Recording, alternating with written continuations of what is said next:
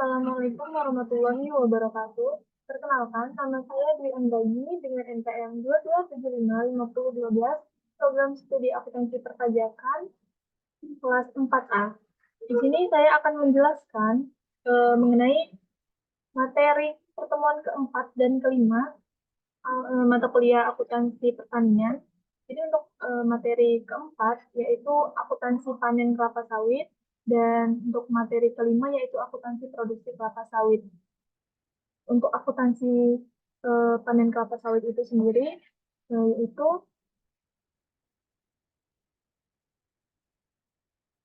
panen. Definisi dari akuntansi panen kelapa sawit itu sendiri adalah panen adalah pemotongan tandan buah dari pohon sampai dengan pengangkutan ke pabrik yang meliputi kegiatan pemotongan tandan buah segar, pengutipan berondolan, pemotongan pelepah, pengangkutan hasil ke TPH, dan pengangkutan hasil ke pabrik. Kemudian ada secara umum kelapa sawit itu dapat dipanen pada umur 3,5 tahun dari masa penanaman, tergantung mutu perawatan yang diberikan dan jenis varietas dari tanaman. Kemudian pemanenan yang terlalu muda mengakibatkan sedikitnya kelapa sawit yang dihasilkan, dan pemanenan yang terlalu tua akan menyebabkan buah akan segera membusuk. Kemudian untuk sistem panen itu ada standar panen yang digunakan antara satu perusahaan dan perusahaan lain itu kemungkinan berbeda. Kemudian tandan buah yang sudah matang minimal harus memiliki 5 gondolan di pinggiran tandan buah siap dipanen. Kemudian pelepah yang ditunas dan dipotong 3 bagian dan disusun rapi pada gawangan mati. Kemudian tanaman belum menghasilkan dan berondolan disusun rapih di TPH untuk pengangkutan ke pabrik. Selanjutnya, tangkai buah yang dipotong menyerupai huruf V. Selanjutnya, prosedur pemanenan. Prosedur pemanenan sendiri itu ada perontokan, kemudian pengangkutan, kemudian lanjut ke penggilingan, kemudian setelah itu diekstraksi, setelah itu di pemurnian menjadi minyak. Selanjutnya, identifikasi biaya panen. Itu ada biaya tenaga kerja, biaya transportasi, biaya perlengkapan panen, biaya perawatan panen, kemudian biaya perawatan tanaman menghasilkan. Selanjutnya ada akuntansi panen. Akuntansi panen itu semua biaya yang terkait dengan proses panen dibebankan pada periode berjalan.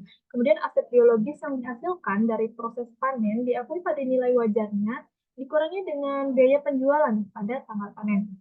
Nah, untuk jurnalnya itu ada aset biologis tanaman belum menghasilkan itu di debit dan keuntungan penilaian nilai wajar tanaman belum menghasilkan itu di kredit. Kemudian persediaan tanaman belum menghasilkan di debit dan aset biologis tanaman belum menghasilkan di kredit. Selanjutnya kita memasuki materi pertemuan kelima terkait akuntansi produksi kelapa sawit. Nah, untuk akuntansi produksi kelapa sawit ini sendiri memiliki alur proses pengolahan kelapa sawit. Nah, alurnya itu terdiri dari penerimaan TBS, kemudian proses sterilisasi, kemudian mesin bantingan. Kemudian untuk mesin bantingan itu dibagi menjadi 2 jenis. Itu ada tandan kosong dan buah sawit. Untuk tandan kosong itu sendiri ada pengolahan limbah, kemudian selanjutnya ada limbah cair. Setelah itu limbah cair ini digunakan untuk pupuk tanaman di lapangan. Nah, untuk buah sawit sendiri itu ada namanya proses pengepresan. Jadi proses pengepresan ini terbagi menjadi 3, yaitu ada CPO kotor. Nah, CPO kotor ini sendiri melalui proses lagi, yaitu proses penjernihan. Nah, di proses penjernihan ini sendiri terdiri dari 2 jenis, yaitu ada CPO bersih, kemudian ada pengolahan limbah. Nah, untuk pengolahan limbah ini sendiri, itu dia jadi limbah cair. Nah, untuk limbah cair ini ada 2 juga. Dia digunakan untuk pupuk tanaman di lapangan, kemudian ada juga limbah cair ini digunakan untuk pembuangan sesuai ketentuan dari pemerintah. Nah, untuk buih sawit sendiri itu ada pemecahan biji, hidrofloksiklon, kemudian ada palm kernel, kemudian cangkang. Nah, untuk cangkang ini bisa digunakan untuk bahan bakar boiler. Nah, selanjutnya yang ketiga itu serat. Nah, serat ini biasanya digunakan untuk bahan bakar boiler.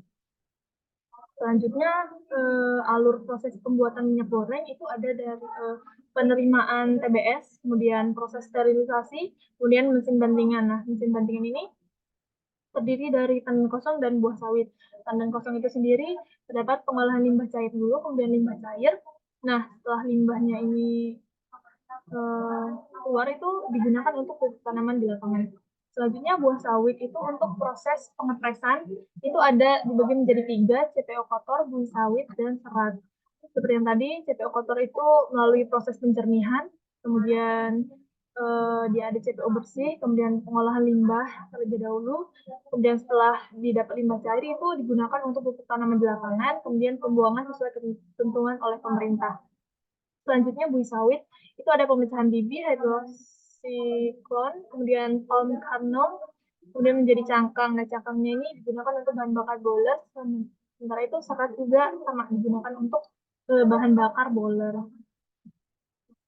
Selanjutnya, akuntansi produksi kelapa sawit. Itu adalah akuntansi produksi kelapa sawit yang bertujuan untuk mengumpulkan seluruh biaya yang dikeluarkan selama proses produksi untuk memberikan informasi yang relevan dan andal tentang harga pokok produksi di setiap tahapan proses produksi.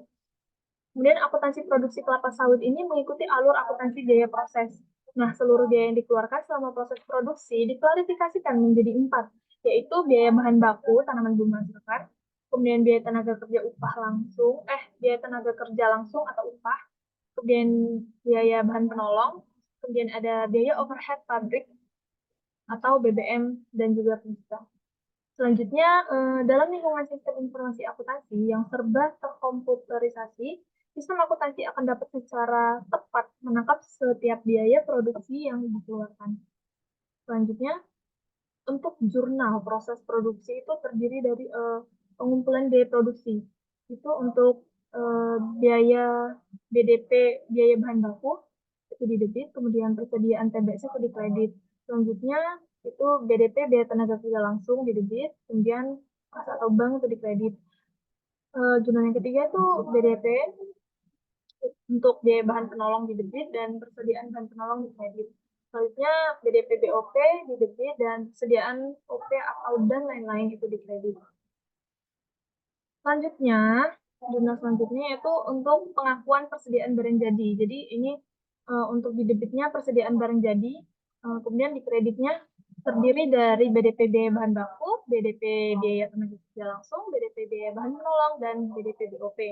Nah, untuk jurnal pengakuan persediaan dalam proses akhir tahun itu terdiri dari persediaan barang dalam proses, itu di debit, kemudian kreditnya itu ada BDP biaya bahan baku, BDP biaya tenaga kerja langsung, BDP biaya bahan penolong, dan BDP BOP.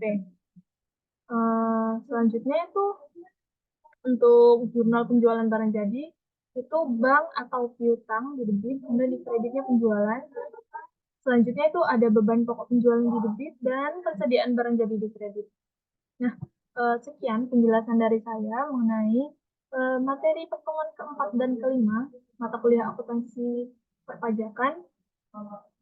Semoga bermanfaat. Saya akhiri. Wassalamualaikum warahmatullahi wabarakatuh.